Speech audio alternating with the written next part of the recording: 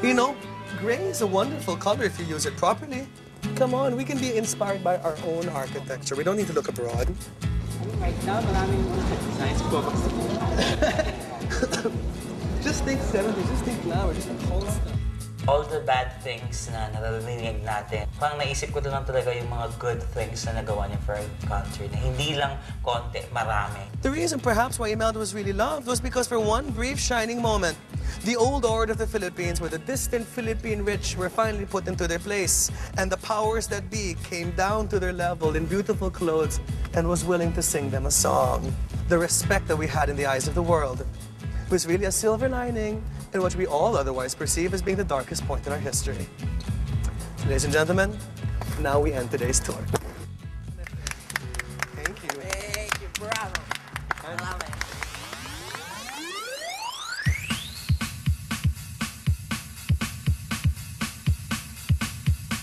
I'm very, very happy when we realized that the budget for the last challenge is 5,000. So, tama lang yun kasi if it's Imelda, that means expensive. Saan mas maaalala si Imelda? Sa gold o sa gray? I'll go for black. The fabric that I bought is silk dubioni. Yun talaga yung hinanap kong fabric. This is like the third time for me to make a terno. May fabric, it's a tan color, and with the ruffles in the fabric, it's very forward and modern. I saw this fly silk material, so when I removed the fabric from the stand, I noticed it was only around 4 yards. But I was so in love with the material that kinuha ko na lahat. I bought French brocade and I super love that fabric. And since today's challenge is medyo malaki yung budget, ginamit ko na siya.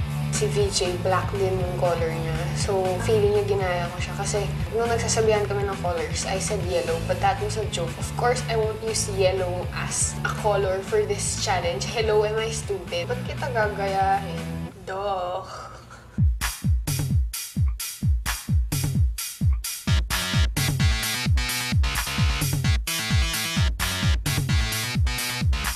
Because this is for the final 3. Ano na talaga ito? Pukpukan na.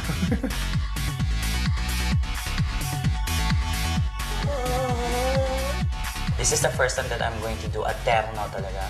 So I'm not really sure if I can pull this off. I'm still, having a hard time. But I hope that, at the end of the day, mapa-finalize ko na siya. This is my first time to make a terno. Do I look like I make ternos? Ito yung hindi na-anticipate na design talaga na ginagawa ng mga designer nowadays. So, siguro kaming apat nahihirapan.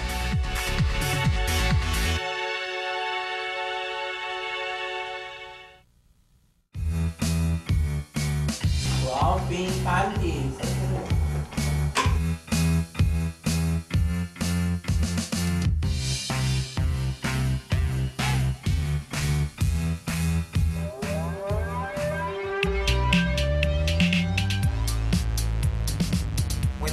Kaninang umaga, we're gonna go to someone for a consultation. It will help us now to decide kung ano yung gagawin natin for a design. We went to condo and then pagbukas namin ng door, it's a golden palace.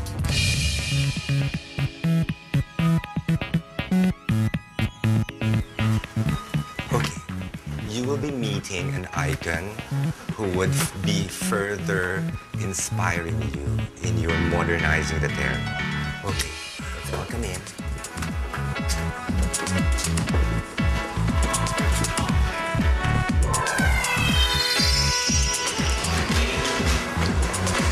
Mrs. Marcos, this is Harris. Welcome. This is VJ. Wow, so young. Welcome. Philip. Welcome. And Mara. Oh, you're the only girl. I was surprised that we're going to see the former First Lady of the Philippines, Imelda Marcos. I would like to share with you the Filipino terno, this Filipino terno. You will see later on pictures The terno, when I became First Lady, had 4 pieces to be complete. First, the blouse that you had to pin it on. Then it had a skirt. It had a candonga, like a scarf. And then it had a tapis, 4 pieces. Even if you were 118 pounds, you would look like you had 200 pounds. And then you had sleeves, you know, so long and so not in harmony with the rest of the dress. And I did not have the time to pin all of this, skirt, blouse, etc., kandong, and all of these things. I just had to look for ways and means to be able to zip myself in and out, because I had about an average of 7 changes a day. Ribbons here, I had to bed dinners, guests here, and so many projects. Beauty is art, and art is discipline, harmony, order. So when they tell me that being committed to beauty is extravagant, excessive, no, it's not. Beauty is God made real. And that's why I keep talking about the good, true, and beautiful.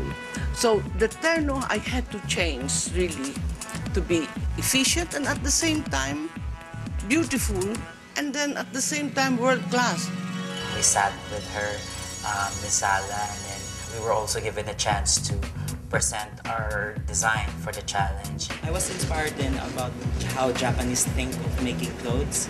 They make something in just one pattern.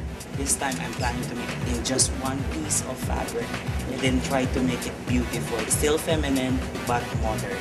Congratulations, because that is getting what is beautiful in others and incorporate it with us to make it something universal or cosmopolitan. You will be moving towards being a world-class couturier.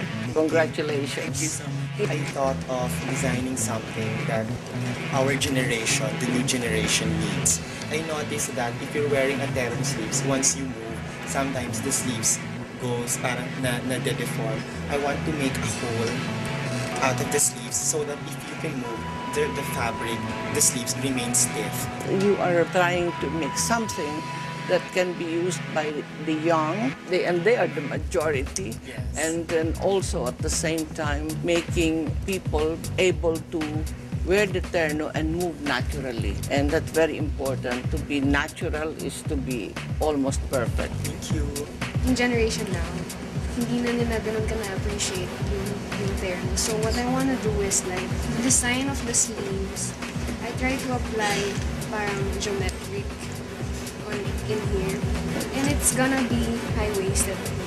The high-waistedness sometimes is really good for the terno because it'll short here and at the same time it is quite wide here. And I congratulate you for your creativity and your ingenuity. I have this kind of draping here in front that will represent the mandungo. And I have a draping here also to represent the tapis, but it will come out a very modern silhouette and then embellish it. I will put some embellishment here in pearl because pearl is like, it also represents our country. Very good. And I would make the sleeve detachable. So if she's going to a party and then she's not comfortable with the sleeves, she could just remove it, and then after important people will come again, she could just again attach it. Very good. That's multi-purpose. Very good. And then I choose a nude color to represent the Filipino color. Instead of the tapis and the saya and so many pieces, you have one piece and you are draping it. Drape basically enhances the figure of a person, especially if somebody has that potential. I know that all these talents in this country can be surfaced, and I really congratulate Project Runway Philippines because it will show to the world ang ganda ng Pilipinas.